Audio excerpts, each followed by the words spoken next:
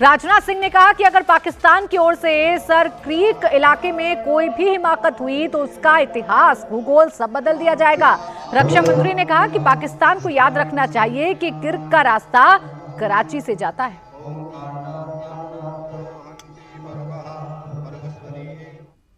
आजादी के 78 साल बीत जाने के बावजूद सरक्रीक इलाके में सीमा को लेकर एक विवाद खड़ा किया जाता है।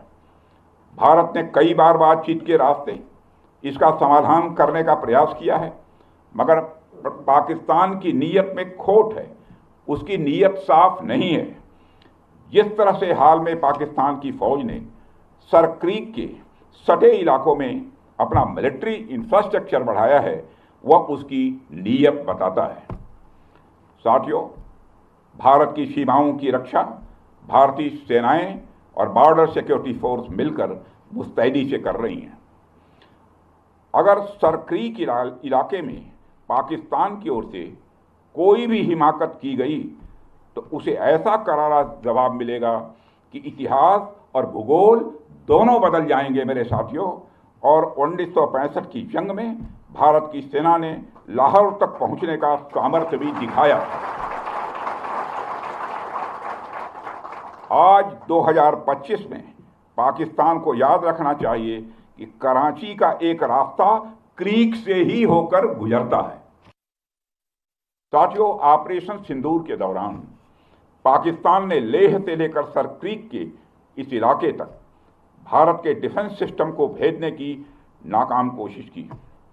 भारत के डिफेंस सिस्टम को उन्होंने भेजने की एक नाकाम कोशिश की, जबकि भारत की सेनाओं ने अपनी जवाबी कार्रवाई में पाकिस्तानी एयर डिफेंस सिस्टम को पूरी तरह से एक्सपोज कर दिया और दुनिया को यह भी संदेश दे दिया कि भारत की सेनाएं जब चाहें, जहां चाहें और जैसे भी चाहें पाकिस्तान को भारी नुकसान पहुंचा सकती हैं। अपने सामर्थ्य के बावजूद हमने संयम का परिचय दिया, क्योंकि हमारी सैन्य कार्रवाई आतंकवाद के विरोध में थी। इसको एस्केलेट करके जंग छेड़ना ऑपरेशन सिंदूर का उद्देश्य कभी नहीं था। मुझे इस बात की खुशी है कि भारतीय सेनाओं ने ऑपरेशन सिंदूर के सभी मिलिट्री ऑब्जेक्टिव यानी सभी लक्ष्यों को सफलतापूर्वक प्राप्त करने में कामयाबी हासिल की है। मगर आतंकवाद के खिलाफ हमारी लड़ाई जारी है।